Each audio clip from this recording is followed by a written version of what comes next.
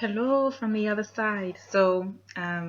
This video is actually being recorded in Bangkok, but this is the last day in Dubai. I told you guys I couldn't get to it because I was traveling. I've been up all day. I've been traveling, and you'll hear about the travels to Bangkok when I do the video for Bangkok. It'll probably be in the morning as I'm getting ready. I'll recap the day in Bangkok and the nuisances. So let's start the video off by saying I have officially graduated and all the grades have come in, and I'll put that picture right there. Flexing, right? Okay, so real excited about that. It's been an emotional 3 years, like 3 years, and it's a bittersweet feeling. Like it's over and I feel accomplished, but yet I don't.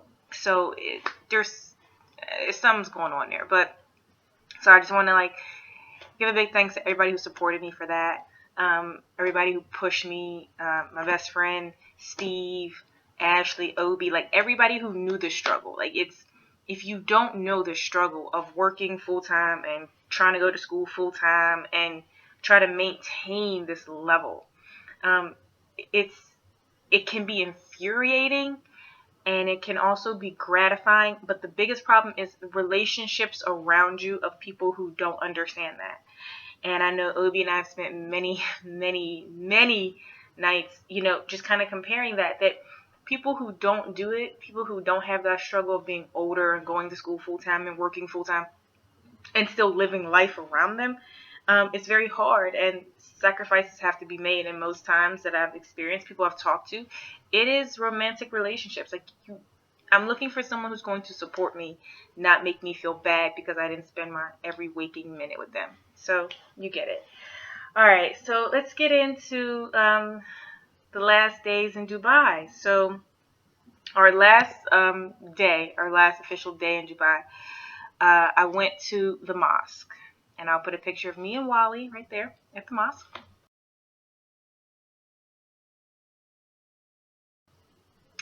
And that was a pretty dope experience because obviously I'm not a Muslim. I've been saying that throughout the entire time.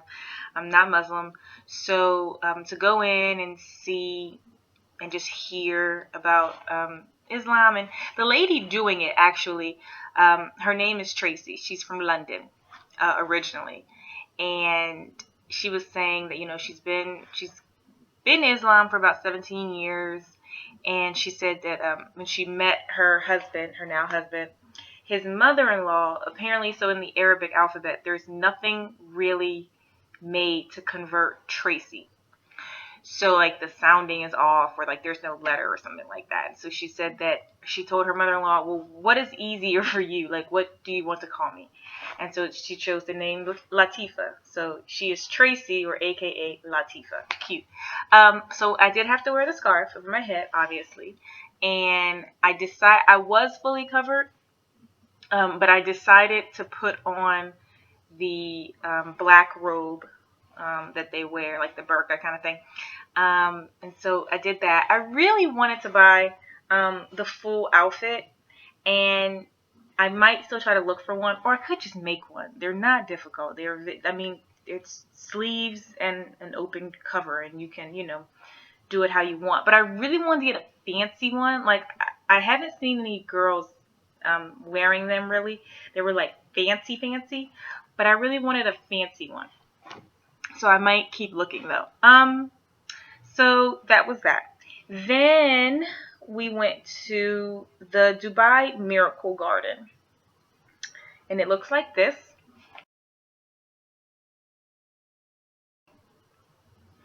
So let me tell you my frustration with the Dubai Miracle Garden.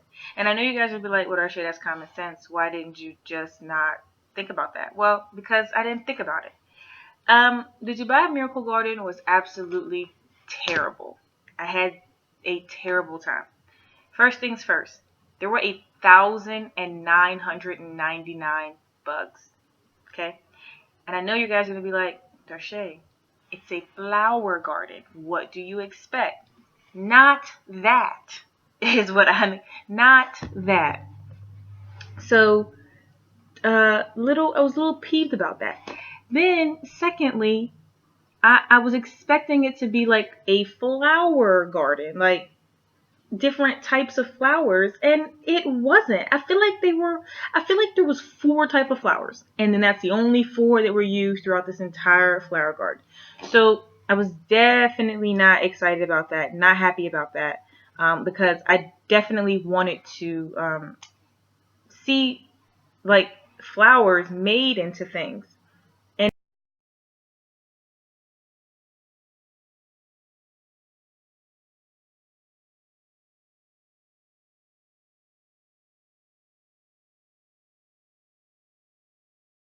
And it was just whack, guys. It was just whack. So I quickly went through that quickly so I could get out of there. Um, okay, and then what did we do? We left. Oh, I went back to the hotel. That's what we did. I'm sorry. It's hard to remember 2 days ago. And then I have that day of travel. So I went back to the hotel and I feel like I did something else, but maybe I didn't. So I did I was trying to get back to the mall and I didn't. But I did go back down to the JBR walk and I have a picture of me on the beach. Me on the beach. And it's not quite sunset, but it looks very sunsetty on the beach right there. And I decided to, because they told me I needed to be at the airport 3 hours in advance. And after I tell you about our last meal, I will tell you about the saga of the airport. So I took Wally, and Wally and I decided to go have our last meal. So we walked around, and I wanted to get something kind of authentic. And so we walked around, all around, all around, all around. And we ended up only having time for a Cinnabon. Because I walked around and I contemplated all these restaurants. And by the time I had gotten to, I guess, narrowed down my choices, it had become really late. And I was supposed to be leaving for the airport at like 8:30. And I ended up not leaving until like 9:15. But I'll tell you this. So I've been talking about the fact that they have been so concerned about that original taxi ride that I got swindled on. That when I was checking out, the duty manager wanted to meet with me and talk about it again. Okay. So y'all know at this point, I'm just a little sick about rehashing this. Because then I have to relive it. Like when it happened, and I was sad about it. But like during the rest of the trip, I just wanted to put it out of my mind. Like I wanted to make all these greater experiences and all this good stuff that I feel like every day I had to keep reliving it. And I'm just like, bruh, like, can we like let that die? But so again, relive it, whatever. I gave him the receipt because he was like, we want to make a complaint and we want to lodge it so that this doesn't happen again, blah, blah, blah. Okay, I get it. So he says, this is before I left to go find dinner, I'm sorry. And he says, do you have transportation to the airport? And I said, oh no, I'm just gonna, get a cab out front when it's time. And he said, don't worry. He's like, don't worry, let me take care of that for you. I said, okay, fine. So when it was time to leave and check out, he actually arranged for an airport transfer for me, and he actually comped it. So that was pretty amazing. To feel bad about it, and so that was dope because I didn't have to pay for transportation to the airport, which would have been about like 100 maybe. I'm gonna guesstimate it would have been more than 100 because the traffic to get to the airport. So when they told me to get to the airport 3 hours early, I was thinking that's because like it's so big, or I don't know what I was thinking. But when I tell you, it is a mess in there. It is a effing mess. So Dubai has terminal like 1, 2, and 3. Okay, and so that's how you navigate the terminal. So terminals 1 are a certain thing, and terminals 2 are a certain thing, and then terminals 3 are a certain thing. I guess it's kind of like MSY, where you go to arrivals and it's like, oh, JetBlue's here and Delta's here and Spirit's here. So apparently terminal 1 is all a group of airlines, and terminal 2 is all, and then terminal 3 is something else. So, but the traffic to get into these terminals was unreal. So I get to the airport, and so we leave about 9:15. We get to the airport. Well, we finally get into the airport, I guess, because he went around and did some other stuff to try to like alleviate traffic. But we get out. I get my bags, whatever, and I'm getting into the airport, and it's probably about 9:45. Now I have a midnight flight. It's 12:05 flight, right? So it's Air India. I don't have a boarding pass per se. So I finally find the Air India check-in line.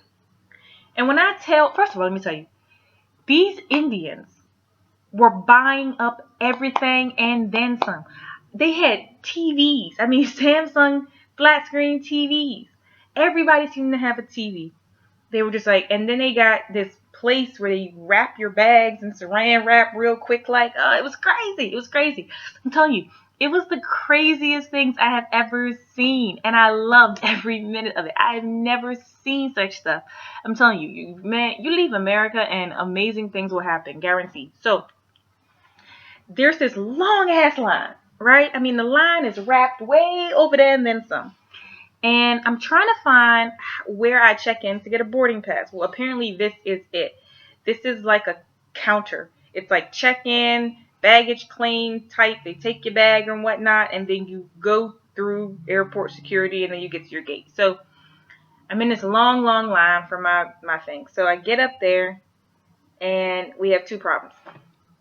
A, my carry-on can only be 8 kilograms. Okay. I didn't count on them weighing my carry-on. Carry-ons, I've never had to weigh a carry-on.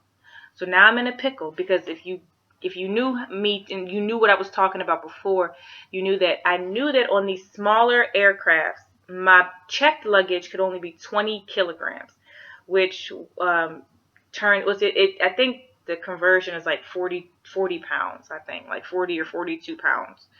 So I was always trying to make sure that so when I left New Orleans, my checked bag was 17 kilograms. And that to me was a good weight, because it allowed me to put stuff in. So it allowed me to have a little bit of flexibility to make sure that if I bought souvenirs, I wouldn't go over. But when I get to the front and we got this 8 kilogram carry-on baggage weight, I'm in a pickle, Dick. So I grab my little handheld luggage carrier, and I weigh my carry-on. I'm at 9.5.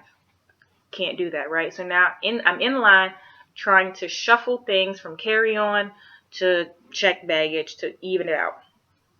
So, okay, so I come under. I'm at like 7.6. Okay, good enough for me. The bag was a little over, but they didn't mind it. They was like, whatever, push it through. So did that. Then I had trouble getting my ticket. She asked me 1,001 questions, and I'm showing her my phone like, here's the ticket number. Like, I don't know what more you want from me. She was asking me like how long the layover was, and where was I going, and I'm just like, you have all the information in front of you. Why the third degree? Why? So, okay, fine, whatever. So on the sign, it says that the boarding is only open. No, I'm sorry. The check-in will close 1 hour prior to boarding, and the boarding gate closes 20 minutes prior to takeoff. So I'm in this line a long ass time, because I got to the airport. It's like 9:45. I did not even get through check-in until about 10:30, 10:40. So I'm getting a little concerned, because that's just check-in. I haven't gone through customs. I still got to get through customs. So I get the ticket, get through customs, and you need to show this boarding pass is more important in your life. You need to have this like attached to your chest because they want they want to see this boarding pass at every step of the way. They want to see the boarding pass when you go through airport security. They want to see the boarding pass when you go to customs. They want to see the boarding pass when you get to your gate. They want to see the boarding pass when you get on the flight. Like, I'm like, God damn, like this boarding pass is so serious. Crazy. So I did. I finally made it to my flight door, but they have this situation where they have this room that has all these things. Okay, so it's kind of like you go to the airport now, right? And you go to your gate and you just sit down. You have a seat and wait till it's time to get to the tarmac, right? Well, not here. You have this area outside where you have to stand until they have to recheck you to get inside this room to have a seat to wait. I'm telling you, it was the craziest thing. It was kind of like going to like the hospital where you go from one waiting room to the another waiting room to a third waiting room. Like that's what it's like.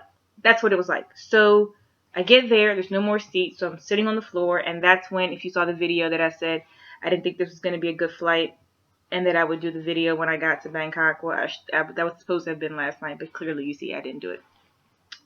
So I'm waiting there.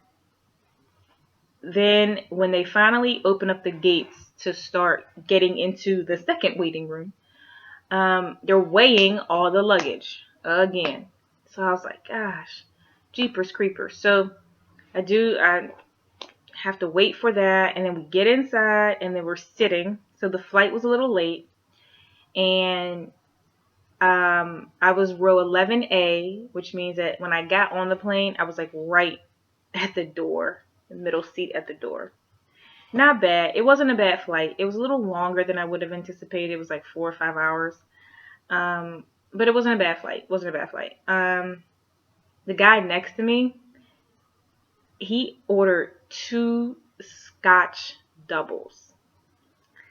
Before a meal, before anything, before water, he asked his man for 2 Scotch doubles.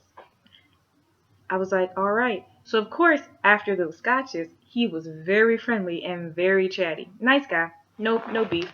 So, that was the flight. Nothing exhilarating happened on the flight. Nothing. And, I slept a little, not a lot. But, so, now we're in India. Woohoo! You saw the picture of Darshea and Wally in India? We're in India. I have a 9-hour layover in India. Let me tell you why being cheap don't pay off all the time. Who the hell wants to be in an airport for 9 hours? And India, no less. Listen. If you've never been to Indira Airport in India, don't go. Don't go. First of all, it was one of the worst airport experiences I've ever had. So let me tell you. I get off the flight in Indira, and I have to get another boarding pass for my flight to Bangkok. So it is 4 o'clock in the morning. It's like 4:32 in the morning when we land in India, okay? So I'm walking down to get this boarding pass, and there is a white woman screaming on the phone. F this, I want your CEO. F you, F all. I mean, she's on the phone screaming. It was so amazing. So amazing. So she's from her and her husband are from Toronto. And apparently, I don't know the whole gist because obviously I had come in on the tail end of the conversation, but something happened with their flight back to Toronto, and they needed to get back to Toronto, and Air India was saying it was an Air Canada issue, and Air Canada was saying it was an Air India issue. Nobody wanted to help them. I thought this woman was going to clock this man because he kept telling her, we can give you a hotel, blah, blah, blah. And she goes, I don't want a fucking hotel. I want to get the fuck out of this airport. And I was like, yes, indeed. Her husband comes over and he's yelling and he's like, you think we're stupid, you think we're dumb, and what you didn't bank on is that we're smarter than you. We know that you're trying to give us the runaround. Go talk to him, and then he'll say, go talk to her, and blah, blah, blah. So, I mean, I was like, these people are going to hurt these Air India workers. Like, I felt it. Like I was like, I'm waiting for her to clock him. Like her whole body stance was about like she was going to split him from rooter to tutor. Crazy. So I'm just waiting for my boarding pass. Well, they had problems with the printer. So then the lady's like, oh, take a seat. I'll call you when it's ready. Okay. So got the boarding pass for the flight to Bangkok. And so I go through the airport. There's like no Wi-Fi. Why don't you have Wi-Fi? You're an airport. Come on. So there's no Wi-Fi. I can't even entertain myself for long periods of time. So it was just miserable. Then I tried to eat something and I looked up and I realized there are freaking pigeons flying around the airport. Pigeons. Pigeons. So I'm at the table charging my phone, trying to eat. There's effing pigeons under my table fighting over fries. And I'm like, this is disgusting. There's birds flying over I'm in an airport. I'm in an airport. There's birds flying over my head, fighting on the floor for McDonald's French fries. And and there's no Wi-Fi. So I can't even again, entertain myself for 9 hours. Listen, guys, don't be cheap. Moral of the story, don't be cheap. This ticket from Dubai to Bangkok was so inexpensive. And I knew it was a long layover, but I didn't mind the long layover in the airport because I thought I was going to have time to do something in India. So I was just going to, put the bag in a locker or something and then, go explore for a couple of hours. Well, I didn't want to do that. I didn't want to do that because when I got to India, they said it was 9 degrees Celsius. Listen, I live in the South, okay? I don't like anything under 60. But the number 9, single digit 9 degrees Celsius, doesn't sound warm at all. And when I stepped off that airplane, Jesus be offense. It was cold. These fools had on parkas. Okay, it was cold. It was cold. So that blew anything out the water. I can't do nothing, but I have on this little sweater that my coworker Stella gave me. Like, what is this gonna do? What is this gonna do? 9 degrees is like 40 something degrees Fahrenheit or something. I don't know, but it was cold, so I couldn't do anything there. So it was miserable. It was terribly miserable. So moral of the story is, guys, don't be cheap. At that point, I was looking for another flight to Bangkok. I was looking for anything earlier. I didn't care what the cost. Unfortunately, the only thing earlier out of India was on Emirates, and they wanted $800. And I was like, well, no, that's just outrageous because then I would have spent $1,500 or wait, 8, 9, 10, 11, 12, 13. Yeah, I'd have spent $1,300 in total getting to Bangkok, and I was willing to pay like 200 or 300 more to get there earlier and to get out of that airport, but not 8. 8's outrageous. So that was that. So as you know, by the time I got to Bangkok, it was like 7 something. And let me tell you that I was exhausted. I was seriously, seriously exhausted. So, I mean, that's the travel.